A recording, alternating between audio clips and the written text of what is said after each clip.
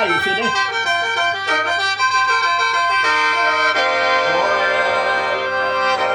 ฟ้าฟ้าคงขึ้นลอยพ้นกันตุกซองเหลือวัดนี้บาเสียนอีนางบาเสียนอีต้องมาคอยจงส่องเตะทางดื้อละดังโอ้ยน้อย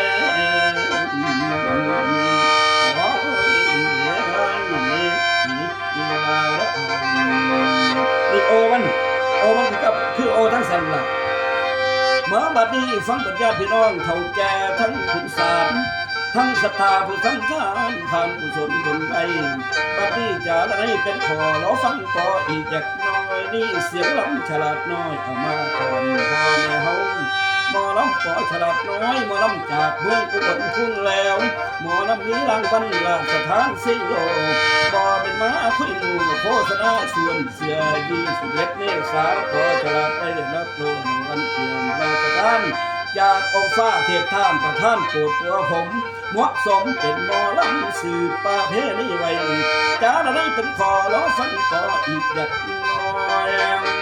นางเอ้ยนางไผ่ฟังลำฉลาดน้อยให้ตนเจ้าอายุยืนเมื่อไร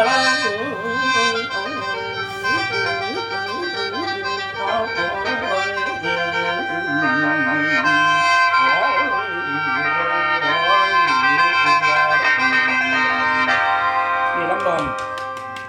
บ้ายากปะบ้ายากนี่เนาะ